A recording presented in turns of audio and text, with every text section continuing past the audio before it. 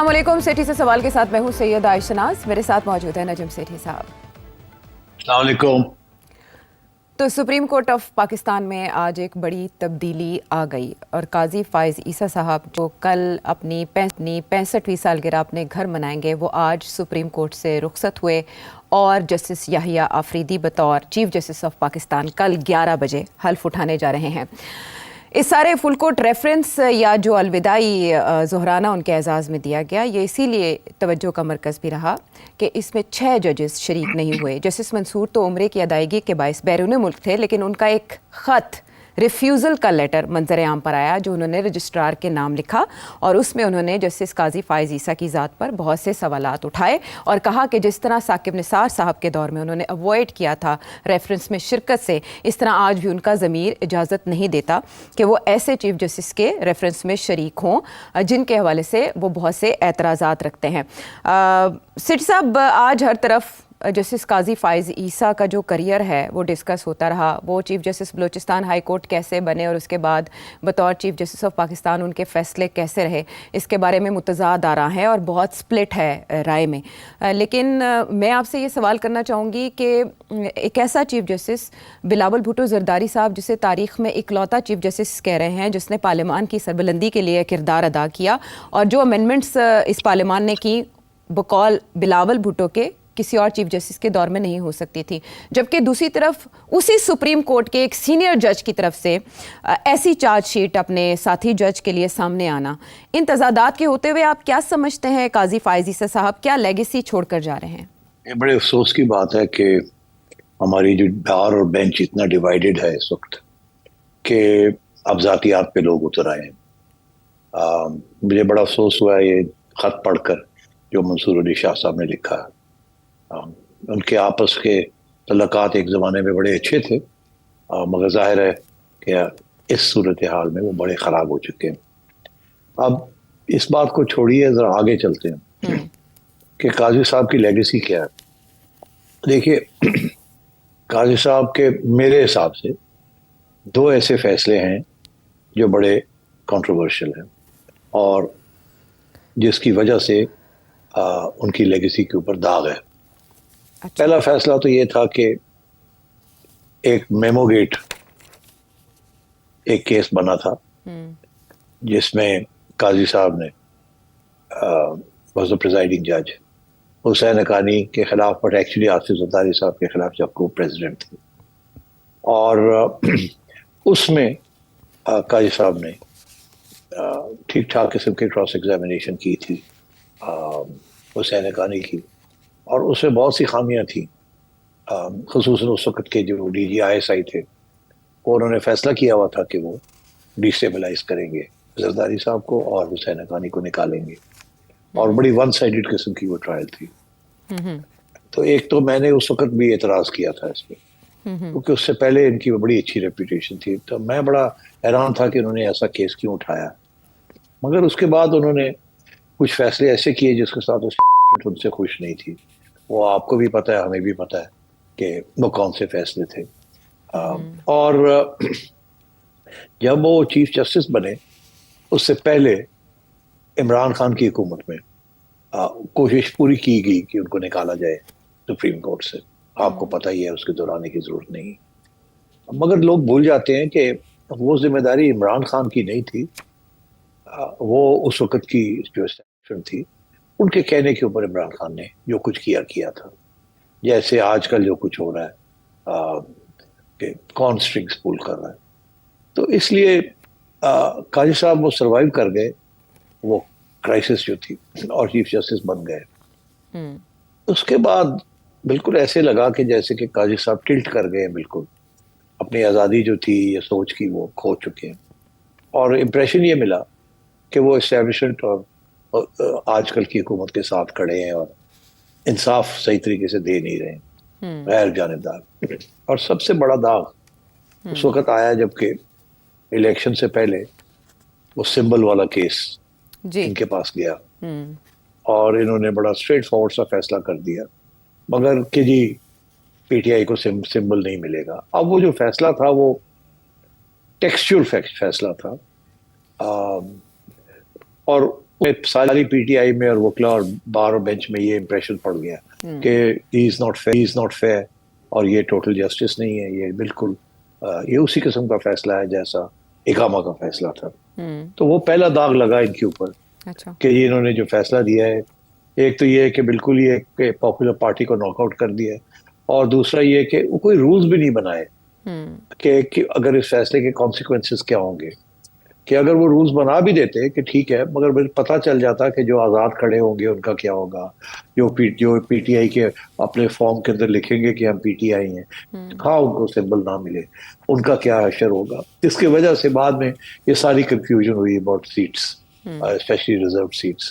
اور تو یہ سارا کچھ جو ہے نا یہ ان کے گلے میں پڑتا ہے. اگر وہ فیصلہ دینا بھی تھا تو کچھ کلیریفیکیشن بھی ساتھ دے دینی چاہیے تھی، جو نہیں دی. اور آپ کو یاد ہوگا میں نے اس وقت بھی کہا تھا کہ دس از ناٹ اے گڈ فیصلہ. اور جس طرح الیکشن سے پہلے 2 اور فیصلے آئے تھے عمران خان کے خلاف، میں نے کہا تھا کہ یہ آ رہے ہیں مگر یہ آنے نہیں چاہیے. This is not a good thing. ایسے لگتا ہے کہ سارے باعث بینٹ ہے کہ ان کو آؤٹ رکھنا. This is not a good thing. بہرحال اینی وے، مگر اس کے بعد جب یہ جوڈیشری کے اندر سپلٹ آئی تو قاضی صاحب کھڑے رہے اپنے موقف کے اوپر، اور میرا خیال ہے ان کے اچھے فیصلے تھے جو بھی ہوئے. اور یہ جو 6-7 ججز ہیں ان کے پولیٹیکل باعث جو تھا وہ اب نظر آنا شروع ہو گیا. جہاں پہلے قاضی صاحب کا باعث نظر آ رہا تھا، اس دفعہ 7-8 ججز کا باعث، سیاسی باعث نظر آنا شروع ہو گیا. تو وہ بیلنس کرنے کے لیے میرا خیال ہے انہوں نے اچھے فیصلے کیے. تو آن دا ہول قاضی صاحب کی مکس لیگیسی ہوگی، بیکاز دیکھیے خواتین کے لیے کھڑے رہے، مائنورٹیز کے لیے کھڑے رہے. ذوالفقار علی بھٹو صاحب کی جو کنوکشن تھی اس کو اوور ٹرن کیا، اور بہت سے اسی لیے پیپلز پارٹی ان سے خوش ہے کہ he was a good liberal جج. مگر مولانا بھی ان کے خلاف ہو گئے. وہ ایک ججمنٹ تھی جس کے اندر انہوں نے کچھ حوالے دے دیے، مذہبی حوالے دے دیے. میرا خیال ہے مذہبی لابی نے سوچا تم کون ہوتے ہو دینے والے، یہ تو ہمارا کھاتا ہے، یہ تو ہم دیں گے، اینڈ سو آن. تو پھر اس کے اندر بھی چیمبر کے اندر جا کے کچھ ریوائز کرنی پڑی، کچھ جو ریمارکس تھے ان کو ایکسٹریکٹ کرنا پڑا، ڈیلیٹ کرنا پڑا. تو یہ اس قسم کی کچھ حادثے بھی ہوئے. تو I think he became a victim of his own attempt to be transparent and neutral. تو وہ تھوڑی بہت سیسا ہوا، کبھی انڈیپینڈنٹ کبھی پرو اسٹیبلشمنٹ، اور I think that is why he became controversial. مگر یہ جو بات باقی جو ججز ہیں انہوں نے جو کچھ کیا ہے، سب سے زیادہ کنٹروورشل چیزیں تو انہوں نے کی ہیں. اور اس سے قبل جو قاضی صاحب سے پہلے جو چیف جسٹس تھے انہوں نے جس قسم کے فیصلے کیے they were terrible. پوری لائن لگی ہوئی ہے چیف جسٹس کی جن کی legacy is very very negative. تو I think on the whole judiciary has not conducted itself well in the last 8-10 years. Justice Qazi Faez عیسیٰ کے دور میں 2 ججز کو استعفیٰ دے کے گھر بھی جانا پڑا، اور جو ناقدین ہیں وہ یہ الزام بھی لگاتے ہیں کہ سپریم کورٹ کی جو تقسیم ہے وہ جسٹس قاضی فائز عیسیٰ کے دور میں زیادہ گہری ہوئی، زیادہ نمایاں ہوئی. اب جسٹس منصور کا جو لیٹر ہے وہ قاضی فائز عیسیٰ کو چارج شیٹ کرتے ہوئے یہ کہتا ہے کہ آپ نے عدلیہ میں مداخلت کے دروازے کھولے اور آپ شتر مرغ کی طرح ریت میں سر دبائے یہ سب دیکھتے رہے، بہت سے فیصلوں پر عمل درآمد نہ کرنے کا رستہ بھی آپ نے دکھایا. یعنی قاضی فائز عیسیٰ کو وہ یہ کہہ رہے ہیں. دوسری طرف بلاول بھٹو زرداری انہیں ٹریبیوٹ پیش کر رہے ہیں. سیٹ صاحب، میں آپ سے یہ کلیئر جاننا چاہوں گی کہ قاضی فائز عیسیٰ نے پارلیمان کے لیے یا پارلیمان کی مضبوطی کے لیے جو کچھ کیا اسے عدلیہ کی کمزوری سے تعبیر کیا جانا چاہیے؟ یہ اختیارات کی جنگ تھی یا یہ قاضی فائز عیسیٰ صاحب کا ذاتی کنڈکٹ تھا جس کی وجہ سے یہ تنازعات بنے؟ نہیں، میں نہیں سمجھتا ذاتی کنڈکٹ تھا. یہاں بڑی کلیئر کٹ سچویشن تھی کہ جوڈیشری جو تھی، میجورٹی جوڈیشری، وہ سیاسی ہو چکی تھی. اب اس کو نیوٹرلائز کرنے کے لیے جو بھی اقدامات قاضی صاحب نے کیے وہ نیگیٹو طریقے سے ٹریٹ کیے جا رہے ہیں by supporters of this judiciary bar and bench میں. تو I don't think that was the issue. اب جو انہوں نے فار ایگزامپل انہوں نے کہا جی کہ میں نہیں فیصلہ کروں گا کہ کون سا بینچ بنے گا نہیں بنے گا، ہم 3 سینئر لوگ کریں گے. یہ تو اپنا پاور انہوں نے اور ڈائلیوٹ کر دیا. اس کے پیچھے بڑے اچھے انٹینشنز تھے. اسی طریقے کے ساتھ اور بھی جو انہوں نے پبلک ہیئرنگز کی اپنا عدالت کو کھول دیا اور کہا کہ چلیں ساری ٹیلیوائز کر دیں. دیز ور گریٹ انیشیٹوز مگر تھوڑے سے آئیڈیلسٹک تھے. اس ملک میں اندر پاور پلے بہت خطرناک ہے, اور جب پتا تھا ان کو کہ ایک جج صاحب ہیں جو کہ سمجھتے ہیں کہ ان کی باری آ رہی ہے, اور ایک ہیں جو ان کے بعد آئیں گے اور وہ بھی بڑے اگریسو ہوئے ہیں جس قسم کی وہ سیاست کر رہے ہیں, تو میرا خیال ہے یہ جو پروسیجر جو چینج کیا اس کو کرنا نہیں چاہیے تھا. یہ لبرلزم کا ایک ایگزامپل ہے ویئر اٹ گوز رانگ. جب پاور پلے ہو رہی ہو تو وہاں لبرلزم نہیں چلتی. تو یہ دونوں چیزیں جو کہ عدالت کے پروسیڈنگز کو ٹیلیوائز کروا دیا, اور جس کے ساتھ باقی ججز جو ساتھ بیٹھے ہوئے تھے وہ بھی they started playing to the audience and to the gallery, میں نام نہیں لوں گا, اور ایسی باتیں کرنی شروع کر دی جو کہ خلاف تھی. کبھی آج تک ایسی باتیں عدالت کے اندر نہیں ہوئی ایک دوسرے کے خلاف. اگر کوئی ڈس ایگری بھی کرتا ہے تو بڑے طریقے کے ساتھ اس کو ڈائیورٹ کر کے کرتے ہیں. یہاں تو قاضی صاحب بیٹھے ہوتے تھے اور ایک آدھ جج جو ہے وہ ان کے خلاف بات کرنا شروع کر دیتے تھے یا ان کے ریمارکس کے خلاف بات کرنا شروع کر دیتے تھے. تو I think that back fired. اسی طریقے کے ساتھ وہ جو 3 ججز والا ایشو تھا پروسیجر کا, وہ بھی بیک فائرڈ. بٹ ان کی نیت اچھی تھی, مگر انفارچونیٹلی پاکستان کے اندر اٹس ناٹ نیت, اٹس پاور پلے. ٹھیک, مجھے سے اس بات کا بھی جواب مل گیا کہ پاکستان کا جو کلچر ہے وہ وجہ بنا, ورنہ انڈیا میں بھی اور انٹرنیشنلی بھی ہم دیکھتے ہیں کہ براڈ کاسٹ کیا جاتا ہے عدالتی کارروائیوں کو, لیکن آپ نے کہا یہ پاکستان ہے جس کی وجہ سے یہ بیک فائر ہوا.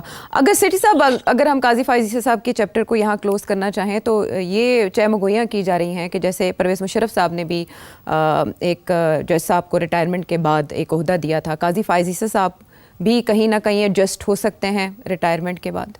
میرا خیال ہے قاضی صاحب کی ایکسپیکٹیشن تھی that he would stay on for the next balance of the 3 years. مگر ایسے نہیں ہوا.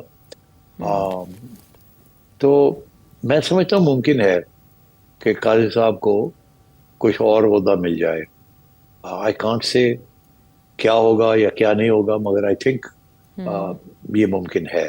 وہ اور بات ہے کہ اگر وہ ایکسیپٹ کریں یا نہ کریں, مگر یہ شاید اس قسم کی کوئی پیشن گوئی کرنے سے پرہیز نہیں کرنا چاہیے, کیونکہ میرا خیال ہے کہ بھٹو صاحب نے, بلاول نے جس قسم کی باتیں کی ہیں, تعریف کی ہے, اور بھی گورنمنٹ کے اندر اور پارلیمنٹ کے اندر لوگوں نے تعریف کی ہے. So clearly I think there is a date that is odd to Qazi صاحب. نہیں تو یہ جو 6, 7, 8 ججز ہیں, they were going to run away with the Supreme Court in a highly politicized manner. And I think that was not needed at this stage. سیٹ صاحب, آج جب یہ اعزاز میں تقریب جاری تھی تو جسٹس یحییٰ آفریدی اور جسٹس قاضی فائز عیسی دونوں نے تقاریر کی, اور جو یحییٰ آفریدی صاحب نے غصے کے بارے میں بتایا قاضی فائز عیسی صاحب کے, وہ تو چلیں اب ایک ماضی کی بحث ہو گئی, لیکن یحییٰ آفریدی صاحب کے بارے میں یہ ریمارکس تھے قاضی فائز عیسی صاحب کے کہ لوگ ہمیں تو سمجھ گئے لیکن نامزد chief justice of Pakistan justice Yahya Afridi کو کوئی نہیں سمجھ پایا. اب میرا اگلا سوال اس سے جڑا ہے کہ جو تفریق ابھی تک بہت نمایاں ہوئی, یا آنے والے چیف جسٹس اس پہ قابو پانے میں کامیاب ہو جائیں گے, اور وہ ججز جو آج شریک نہیں ہوئے الوداعی ریفرنس میں, وہ کل حلف برداری میں دکھائی دیں گے؟ میرا خیال ہے وہ کل حلف برداری میں نظر آئیں گے, بیکاز ان کے انٹرسٹ میں بھی یہ ہے کہ نئے چیف جسٹس کے ساتھ انہوں نے کام کرنا ہے, اور نئے چیف جسٹس نہ گورنمنٹ کے آدمی ہیں نہ ان ججز کے آدمی, ہی از ہز اون مین. ان کی ساری ججمنٹس ہی اس قسم کی ہیں, وہ اپنی ایک سوچ رکھتے ہیں. البتہ وہ ایک چیمبر میں رہے ہیں جہاں منصور علی شاہ صاحب اور منیب اختر صاحب بھی تھے, سو دوستیاں بھی ہیں, اور کوئی ایسا ارتر من اللہ صاحب, سوری ناٹ منیب اختر, تو وہ تو برقرار رہیں گی. And he is a decent man, and I think اسی لیے they will all go to his reference though he is swearing in tomorrow. But it will be a very stormy chief justiceship. بہت سے issues کھڑے ہو گئے ہیں, اور یحییٰ آفریدی صاحب کو بڑے طریقے کے ساتھ چلنا پڑے گا, جس میں پارلیمنٹ بھی ڈی اسٹیبلائز نہ ہو, گورنمنٹ بھی ڈی اسٹیبلائز نہ ہو, اور یہ جو سارے ججز ہیں ان کو بھی کسی طریقے کے ساتھ ود ان دا فولڈ لایا جائے, تاکہ یہ حسب معمول we can go back to being a neutral, apolitical judiciary. It's going to be a tough task, मगर there's no choice. ये करना पड़ेगा, इनको साथ लाना पड़ेगा. नहीं लाएंगे तो और बदमज़गी होगी और इख्तलाफ होंगे और पब्लिक के अंदर जैसे कहते हैं ना, they'll wash their dirty linen in public, and that's not needed at this time. जो एक और शुनीद है वो 27वीं आईनी तरमीम की है, और मुझे आपकी पेशगोइयाँ याद हैं कि आपने ये कहा था कि मरहलावार ये चीज़, ये प्रोसेस आगे बढ़ाया जाएगा. सिट साहब, अभी तक की हिकमत अमली से तो ऐसे दिखाई देता है कि गवर्नमेंट के पास कार्ड्स हैं, option A, option B, option C तैयार है, होमवर्क हुकूमत कर चुकी है. लेकिन आप क्या समझते हैं, क्या हुकूमत तेल देखो तेल की धार देखो उसके मुताबिक मसले से निमट रही है और हुकूमत की तैयारी पूरी है, प्रीएम्प्टिव मेजर्स हैं हुकूमत के पास, या ये रिस्पॉन्स देख के एक्ट कर रही है? 27वीं आईनी तरमीम में हुकूमत क्या लाएगी? देखिए, अभी तो बहुत से इश्यूज हैं जो रह गए हैं, जो कि पहले ड्राफ्ट्स में थे. फौजी अदालतों का मसला फॉर एग्जांपल. तो इसी तरीके के साथ और भी इश्यूज हैं जो वो ला सकते थे, नहीं लाए वो, बिकॉज उसके ऊपर बहुत से डिसएग्रीमेंट्स होनी थी. अब फॉर एग्जांपल मौलाना फजल रहमान साहब ने ये कहा है कि वो फौजी अदालतें जो हैं उसको नहीं सपोर्ट करेंगे. एक दूसरा ये भी कहा है कि अगर कोई नई तरमीम लाने की कोशिश करते हैं तो वो बड़े मोहतात होंगे और should not be taken for guaranteed कि वो उसका हिस्सा बनेंगे. मगर इसीलिए जब तक ये मामले क्लियर नहीं होते, और खसूसन एक मामला है वो रिजर्व सीट्स वाला, अगर तो अब इस सूरत में वो रिजर्व सीट्स जो है इलेक्शन कमीशन ये फैसला करती है और वो दे देती है गवर्नमेंट को, तो फिर कि ये जाहिर है चैलेंज तो होगा, और चैलेंज जब होगा तो फिर वो एक किस्म का कॉन्स्टिट्यूशनल बेंच ही बनेगा ना उसके लिए. तो मेरा ख्याल है वहाँ फिर गवर्नमेंट जो है उस कॉन्स्टिट्यूशनल बेंच जो है वहाँ they will have their way. तो इसका ये मतलब है कि फिर मौलाना की भी उस किस्म की ज़रूरत नहीं रहेगी. तो स्टेप बाय स्टेप गवर्नमेंट ने पहला वो कदम उठाया जिसके साथ उन्होंने कॉन्स्टिट्यूशनल बेंचेस बना दिए हैं और उसमें अपना हाथ थोड़ा सा हाथ हैवी रखा है. अगली स्टेज में ये होगा कि अब बाकी चीज़ें जो करवानी है उसके तहत फिर वो करवाएंगे, मौलाना आते हैं या नहीं आते. अच्छा, इस सारे शोरगुल में हम मिस कर गए थे जो बात, वो मखसूस नशिस्तों का फैसला था जो इलेक्शन कमीशन की तरफ से अभी आना है. सेठी साहब ने अच्छा याद करवाया. इसका मतलब है पिक्चर अभी बाकी है और मौलाना के गुस्से की भी हमें कुछ कुछ वजह समझ आ रही है. वापस आते हैं हम एक ब्रेक के बाद. शो में साथ देने का शुक्रिया. बुशरा बीबी की रिहाई के बाद जो चहमगोइयाँ हो रही हैं, कयासारियाँ की जा रही हैं, उनमें तक़वियत इस बात से भी आ गई कि अलीमा ख़ान साहिबा और उज़्मा ख़ान साहिबा को भी रिहा कर दिया गया है. एटीसी ने उनकी ज़मानत मंजूर की थी और डिस्ट्रिक्ट जेल जहलम से उन्हें रिहा कर दिया गया. चंबे की बात यह है कि उन्हें दोबारा किसी केस में अरेस्ट नहीं किया गया, जैसे कि ये रिवायत चली आ रही है. बुशरा बीबी के साथ भी कुछ ऐसा ही मामला हुआ. अब इन रिहाइयों को लेकर फैसल वावडा साहब क्या फरमा रहे हैं वो सुने. बहुत कुछ कह गए फैसल वावडा साहब, लेकिन सिट साहब आप हमें बताएं ये रिहाइयाँ क्यों हो रही हैं, माइनस इमरान खान का क्या मतलब है? देखिए, कल के प्रोग्राम में मैंने बताया था आपको कि रिहाई हुई है ताकि जो है इमरान खान के साथ को बातचीत कर सके और इमरान खान को कुछ समझाया जाए, क्योंकि वो कोई बात सुनने के लिए तैयार नहीं है. तो गंडापुर साहब ने कोशिश की थी मगर वो कमज़ोर हैं, उनके पास वो है, उनकी हैसियत वो नहीं है. इसलिए ये सोचा गया कि बुशरा बीबी को इस्तेमाल करना चाहिए. कल मैंने आपको बताया था जी, ये बताया कि क्या वजह है कि बुशरा बीबी मान गई है ये बात. तो अब बात यह है कि फैसल वावडा सही कह रहे हैं. इसलिए अब लोगों को बात पसंद आए या ना पसंद आए, पीटीआई तो पहले ही नज़र आ रहा था कि डिवाइडेड है और बड़े ईगो प्रॉब्लम्स हैं और बड़े डिविजन्स हो चुकी हैं. आज जो हमने सुना कि फवाद चौधरी के भाई फैसल को इन्होंने अपनी व्हाट्सएप ग्रुप में से निकाल दिया है, उस पर शक करते हैं कि वो इमरान खान को मिले हैं और क्यों मिले हैं जाके, और इन बाकी लोगों को क्यों नहीं इजाज़त मिली मिलने की, उनको कैसे मिल गई.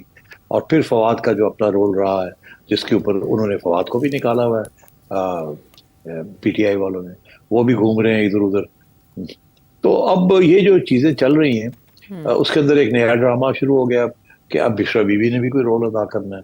और वो चली गई है सीधी केपी और जाके वहाँ चीफ मिनिस्टर के घर में ठहर गई हैं और कहती है वहीं रहेंगी वो. तो जाहिर है कि अब एक ग्रुप, पावरफुल ग्रुप वो होगा बुशरा बीबी का एंड गड्डावाला साहब का एक तरफ, और उनके साथ وہ وکلا حضرات جو کہ سپورٹ کرتے ہیں ان کو. دوسری طرف اس پہ کوئی شک نہیں ہے کہ ایک سیکشن آف دی وکلا حضرات جو ہیں وہ بہنوں کو سپورٹ کرتے ہیں, مگر یہ بھی پتہ سب کو کہ بہنوں کی اور بشرا بیوی کی لگتی نہیں. تو یہ تو کلیئر کٹ. اب دیکھیے میں سمجھتا ہوں کہ سینیکل ویو یہ ہے کہ اب لوگوں کی لڑائی جھگڑے شروع ہو گئے ہیں کہ عمران خان کے بعد کون اس پارٹی کو لیڈ کرے گا. کیونکہ یہ شاید احساس ہو گیا ہے کہ عمران خان صاحب ابھی رہا نہیں ہو رہے اور پارٹی کو چلانا ہے تو کون لیڈ کرے گا. اس وقت تو سمجھ نہیں آ رہی تھی کون لیڈ کرے گا. کبھی گنڈا پور صاحب کی بات سنی جاتی تھی, کبھی کسی اور کی, پھر وہ جو پارلیمنٹ کے اندر جن لوگوں کو عمران خان نے اپوائنٹ کیا تھا, عمر ایوب صاحب, وہ بھی چھوڑ گئے, ان کو سمجھ نہیں آ رہی. پھر یہ زین قریشی والی بات چل رہی ہے کہ جی وہ شاہ محمود قریشی صاحب کی بھی اب بیل ہونے والی ہے, اور پھر یہ فیصل اور فواد کا مسئلہ ہے. تو میں یہ سمجھتا ہوں کہ آگے ڈیفینیٹلی ایک گروپ بنے گا. اچھا, جو گروپ جا کے دو گروپس بنیں گے. ایک وہ جو کہ عمران خان کو سمجھانے کی کوشش کرے گا کہ parties in a bad way, آپ نے جو یہ جنگ لڑی ہوئی ہے we are not going to win it, تھوڑی سی نیگوسیشن کی اجازت ملنی چاہیے, let us try and create conditions for your release, اور آپ بھی تھوڑا اپنے قدم پیچھے ہٹائیں. ایک طرف. دوسری طرف یہ کہ فارورڈ بلاک ضرور بنے گا. میں سمجھتا ہوں کہ شاہ محمود قریشی صاحب کو سمجھ آ گئی ہے کہ ان کا کسی نے خیال نہیں کیا, اور وہ بھی ان کو بھی بیل مل جائے گی. یہ صحیح کہہ رہے ہیں. وہ زیرج شخص کی جو بات کرتے ہیں جی, میرا خیال ہے دیٹ شاہ محمود قریشی, اور وہ میرا خیال ہے with in the next 15-20-30 days وہ بھی, ان کی بھی بیل ہو جائے گی, وہ بھی آ جائیں گے باہر. اور پھر دیکھیے بہت سی باتیں ہیں regarding the cipher and things like that. اب پتہ نہیں اس میں سے کیا ہے اور کیا نہیں ہے, مگر اصلی بات بڑی انٹرسٹنگ ایک ہے, وہ یہ ہے کہ ابھی تک جنرل فیض حمید کی ٹرائل ملٹری ٹرائل کیوں نہیں شروع ہوئی. جی, یہ بہت اہم سوال ہے جس کا تعلق ان سب چیزوں کے ساتھ ہے. وہ یہ اس لیے نہیں شروع ہوئی کہ اگر ایک دفعہ وہ شروع ہو گئی تو پھر بہت سی بات نکلے گی اور خان صاحب بالکل پھنس جائیں گے, نکل نہیں پائیں گے, اور حکومت کو بھی مجبوری ہوگی کہ ان کو ملٹری ٹرائل میں لایا جائے, جو کہ عدلیہ جس کو پسند نہیں کرے گی, اور بار اینڈ بینچ میں بہت بڑی احتجاج ہوگا اس کا. تو یہ ابھی وہاں جانا نہیں چاہ رہے. یہ چاہ رہے ہیں کہ اس کو روکا جائے ابھی جب تک خان صاحب کا مسئلہ حل نہیں ہوتا, اور خان صاحب کو سمجھانے کی کوشش کی جا رہی ہے کہ if you want to stay in politics تو یہ جو آپ نے اگریسو پالیسی اختیار کی ہوئی ہے ویز وی گورنمنٹ اینڈ اس کو چھوڑ دیں. لیو اینڈ لیٹ لیو. اسٹیٹ آپ کو جیل میں رہنا پڑے گا کچھ عرصہ. بہت سے آپ کے سے پہلے بھی سیاستدان جیلیں کاٹی ہیں انہوں نے, آخر میں کمپرومائز ہو کے ان کو بھی موقع ملا ہے ٹو فائٹ دی الیکشن. میرا خیال ہے خان صاحب کو یہ کہا جائے گا کہ اگر آپ نے سیاست میں رہنا ہے اور اگلی الیکشن لڑنی ہے اور آپ کا خیال ہے آپ جیت رہے ہیں تو ہم فیسیلیٹیٹ کریں گے اس بات کو, مگر اس وقت تک اس حکومت کو آپ نے چلنے دینا ہے, اور اگر آپ اس کو ڈی اسٹیبلائز کرنے کی کوشش کریں گے پھر we will have no option but to proceed against you. اسی لیے ابھی تک اس امینڈمنٹ کے اندر ملٹری کورٹس اور ملٹری ٹرائلز کی بات نہیں ہوئی. اسی لیے ابھی تک جنرل فیض حمید کے اوپر ملٹری کورٹ ٹرائل شروع نہیں ہوئی. آپ سمجھ رہے ہیں. اسی لیے اب بشرا بیوی کو بھی نکالا باہر کہ آپ جا کے سمجھائیں خان کو, نہیں تو یہ ساری چیزیں انتظار میں ہم بیٹھے ہوئے ہیں, اگر وہ نہیں سمجھیں گے تو یہ ساری چیزیں ہوں گی. اور اگر شاہ محمود قریشی کوآپریٹ کرتے ہیں تو یہ سائفر والی کیس تو بالکل خان صاحب کے گلے پڑ جائے گا. آپ سمجھیں. تو میرا خیال ہے ایک طرف گورنمنٹ اپنے ہتھیار تیار کر رہی کہ جی یہ ہمارے پاس ہے, یہ ہم اکٹھا کرنے جا رہے ہیں. ڈویژنز پی ٹی آئی میں آلریڈی ہو چکی ہیں, تو ایک آخری اٹیمپٹ ہو رہی ہے کہ خان صاحب کو تھوڑا سا ٹھنڈا کیا جائے, نیوٹرل کیا جائے, بیان بازی بند کی جائے, اور یہ پی ٹی آئی جو ہے اس کا جو احتجاجی نظریہ ہے آئیڈیولوجیکل, اس کو ذرا ڈائلیوٹ کیا جائے تاکہ یہ گند نہ ڈال سکے, ڈیسٹیبلائز نہ کر سکے. تو میں سمجھتا ہوں کہ وہ لوگ جو کہ تھوڑے سے زیادہ آج کل ایڈیولوجیکل ہوئے ہوئے ان کو ایز آؤٹ کر دیا جائے گا, اور جو ریئلسٹک پریگمیٹک پولیٹیشینز ہیں پی ٹی آئی کے اندر, جو میں سمجھتا ہوں میجورٹی ہیں لیڈ بائی گڈا پور صاحب, they will be strengthened, and I think Bushra Bibi کی release is link to all دس.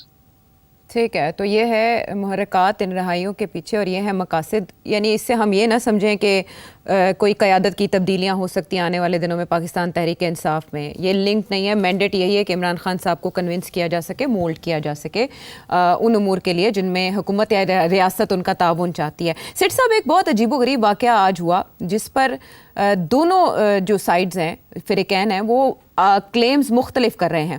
یہ اسلام آباد میں واقعہ ہوتا ہے جہاں 3 قیدی وینز بتائی جا رہی ہیں جن پر اٹیک کیا گیا ہے آئی جی اسلام آباد علی ناصر رضوی صاحب کے بقول کہ کچھ مسلح حملہ آور آئے اور انہوں نے ٹائر برسٹ کرنے کے بعد قیدیوں کو چھڑانے کی کوشش کی, لیکن تھوڑی دیر بعد وہ سارے قیدی واپس گرفتار کر لیے گئے اور جنہوں نے حملہ کیا ان میں سے بھی 3-4 کو گرفتار کر لیا گیا ہے, اور 4 پولیس اہلکار زخمی بھی بتائے جا رہے ہیں. جبکہ دوسری طرف شیخ وقاص اکرم یہ کہہ رہے ہیں کہ ان کے کارکنوں کی ضمانت ہو گئی تھی, ان کو کسی اور کیس میں گرفتاری ڈالنے کے لیے لے جایا جا رہا تھا, اور یہ کام ایس ایچ او ترنول نے خود کیا ہے کہ گاڑی کے شیشے توڑ کے یہ کہا ہے قیدیوں باہر کھڑے ہو کے کہ آپ بھاگنے کی کوشش کریں.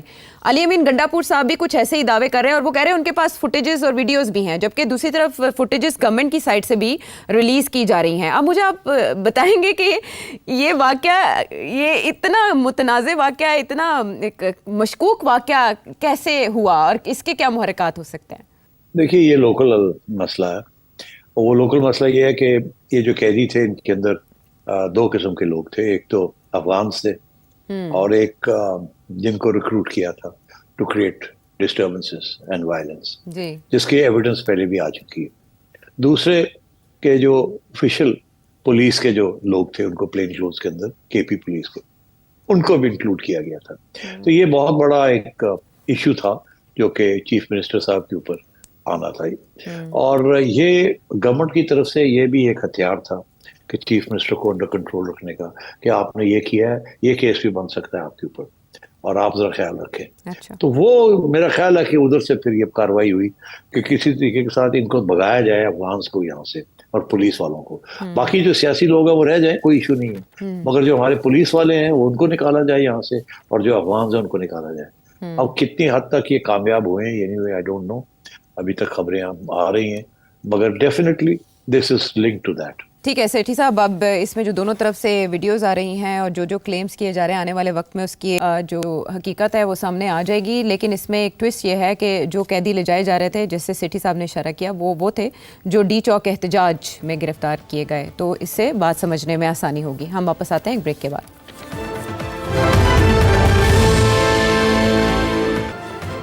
شو میں ایک بار پھر خوش آمدید. پاکستان کی قومی ڈش تو چاہے جو بھی ہو, لیکن ایسا لگتا ہے جیسے ایک مستقل ڈش جو پکتی ہے پاکستان میں وہ ہے کھچڑی, اور کانسپریسی تھیریز کا بازار گرم رہتا ہے. ایک بار پھر نواز شریف صاحب جو کچھ عرصہ ٹھہرے ہوئے تھے ملک میں, وہ روانہ ہو گئے ہیں لندن بذریعہ دبئی, اور ان کی دبئی روانگی پر ایک بار پھر قیاس آرائیوں کا بازار ہو چکا ہے گرم. اور 27ویں آئینی ترمیم کی تو شنید ہے, لیکن 26ویں پاس کروانے کے بعد وہ ملک سے روانہ ہو چکے ہیں, اور ایسے میں شاید مخصوص نشستوں کا فیصلہ اگر الیکشن کمیشن کی طرف سے ہو جائے تو یہ مسئلہ تو نواز شریف صاحب کی عدم موجودگی میں بھی حل ہو جائے گا.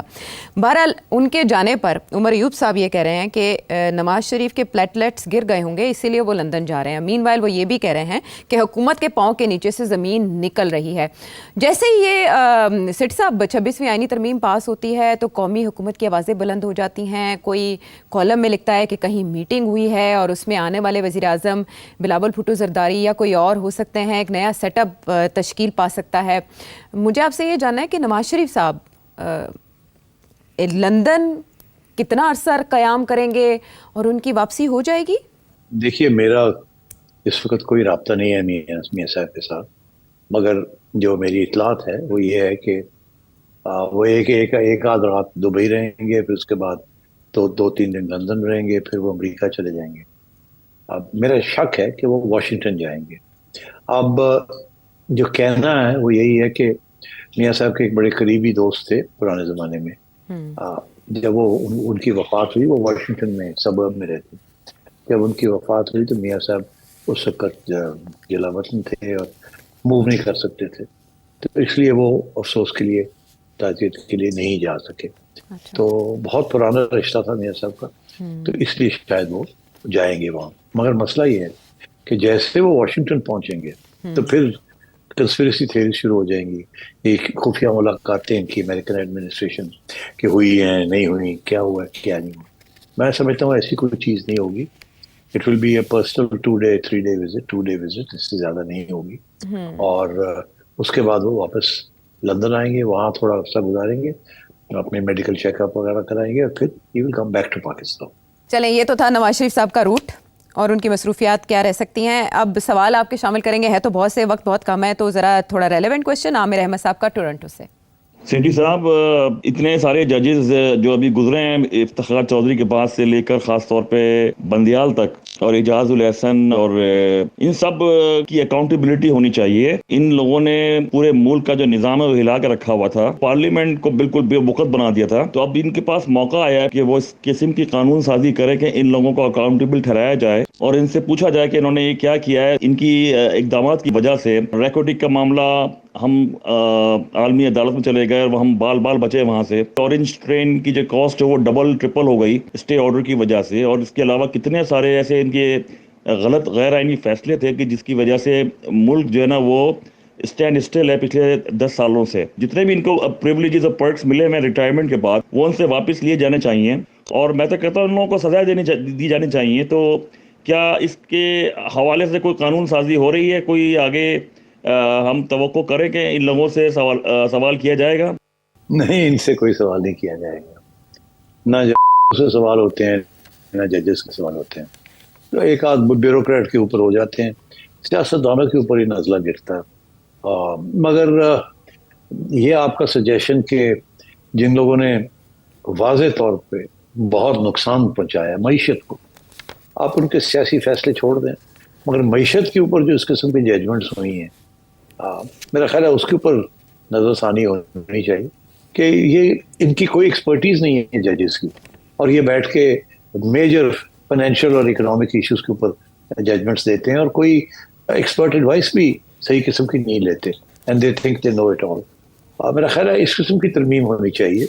ویٹی questions of economics, finance, business, management, جس کے اوپر ان کی ایکسپرٹیز نہیں ہے، تو they should be a panel of experts that they should be asked to consult before they give such judgments. باقی ٹھیک ہے، once they've heard all the cases, all the arguments for and against, they can give a judgment. But یہ کہ advice کے بغیر یہ بیٹھ کے they hold forth، جتنا نقصان ہوا ہے وہ آپ نے اس کی تو نشاندہی دکھی ہے، اور بھی بہت نقصان ہوئے جس قسم کے یہ فیصلے کرتے ہیں. اور یہ جو سارا سلسلہ ہے اسٹیز دینے کا، قانون کے مطابق 6 ماہ سے زیادہ اسٹے نہیں رہتی. یہاں تو سالوں اسٹیز رہتی ہیں اور فیصلے نہیں ہوتے، کیونکہ ٹائم نہیں ہوتا ججز کے پاس فیصلہ کرنے کا. بہت سے ایسے بزنس کے اور اکنامک ایشوز ہیں جو پھنسے ہوئے ہیں، مگر کوئی فیصلے نہیں ہو رہے. اور اگر فیصلے ہوتے بھی ہیں they are ill thought out, ill considered. تو میرا خیال ہے اس قسم کی امینڈمنٹ ضرور ہونی چاہیے، اس قسم کے قانون ہونے چاہیے کہ کم از کم جو بزنس ریلیٹڈ فیصلے ہیں، اگر آپ نے پولیٹیکل ریلیٹڈ فیصلے کی تدبیر کے ذریعے تو اب آپ نے کانسٹیٹیوشنل کورٹس بنا دیے، تو اب آپ کوئی فائنینس اینڈ بزنس ریلیٹڈ فیصلے کے لیے بھی کوئی اس قسم کی کوئی اقدامات کریں، کوئی امینڈمنٹس کریں. اچھا سیٹ صاحب، جیسے آپ نے کہا کہ اکانومی ریلیٹڈ معاملات کے اوپر غور کرنا چاہیے اور سینسٹیو رہنا چاہیے ان سے ریلیٹڈ، کیونکہ اس ملک کی سب سے بڑی پرابلم یہ اکانومی ہے. جو امینڈمنٹس اب آئی ہیں وہ یہ کہتی ہیں کہ وزیر اعظم اور کیبنٹ کے ایڈوائس پر ہونے والے فیصلوں کو کہیں بھی چیلنج نہیں کیا جا سکے گا اور کوئی عدالت یا اتھارٹی ان کے خلاف کارروائی نہیں کر سکے گی. کیا ان اے وے یہ حکومت راستہ روک رہی ہے اکانومی ریلیٹڈ ایشوز کے عدالت جانے کا؟ نہیں، دو سیپریٹ ایشوز ہیں. کیبنٹ کے فیصلے will always be challenged and should be challenged. کبھی کبھی غلط فیصلے کرتے ہیں اور کبھی کبھی گھپلے بھی ہوتے ہیں، اور تو دو they should be open to challenge.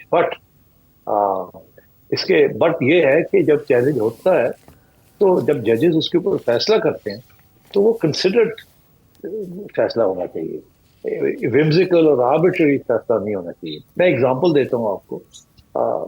Cabinet فیصلہ کرتی ہے کہ جی ویٹ کی ایکسپورٹ کرنی، اور کوئی چیلنج کر دیتا ہے اور عدالت کہتی ہے جی ویٹ کی ایکسپورٹ نہیں ہو سکتی. یہ غلط ہے نا. عدالت کو کیا پتا اس کی کمپلیکسٹیز کیا ہے. مگر اس کے باوجود یہ بھی ہو سکتا ہے کہ گورنمنٹ بھی گھپلے کرتی ہے نا, کرپشن ہوتی ہے گورنمنٹ کے اندر بھی, کہ جی وہ کورٹ کھول دیتے ہیں تھوڑی دیر کے لیے اور کوئی بندہ اپنے 4 پیسے بنا لے اس میں, یہ بھی تو ہوا ہے نا ہمارے ملک میں. جی ہوا تو ہے. اس لیے میں سمجھتا ہوں کہ یہ کہ جی گورنمنٹ کے جو فیصلے وہ چیلنج نہ ہو, یہ نہیں چلے گا. یہ چیلنج بھی ہوگا اور یہ اڑ بھی جائے گا. دوسرا یہ کہ کیا عدالتیں جو ہیں they should be guided and advised by experts, that is necessary. تو میرا خیال ہے جیسے انہوں نے کانسٹیٹیوشنل کورٹس کی ہیں, they should also have commercial اور بزنس کورٹس. تو اس میں کوئی حرج نہیں ہے کہ جو ٹرکی معاملے ہیں ریگارڈنگ بزنس اینڈ فائنینس یا FBR کے ساتھ جن کا تعلق ہے یا ٹیکسز کے ساتھ جن کا تعلق ہے, they should have some advice on that. ٹھیک ہے, یہ ہے logical approach towards that problem. اس طرح کے ایشو کو کس طرح سے سالو کیا جا سکتا ہے. کاشف صاحب لاہور سے, نعمان دبئی سے, عثمان لاہور سے, اس کے علاوہ سید اسد محمود صاحب, آپ کے سوال بھی ہم ایڈ کرنا چاہ رہے تھے لیکن آنے والے پروگرامز کا حصہ ضرور بنائیں گے. آپ اپنے سوالات بھیجتے رہیے. اگلے پروگرام تک کے لیے ہمیں اجازت دیجیے.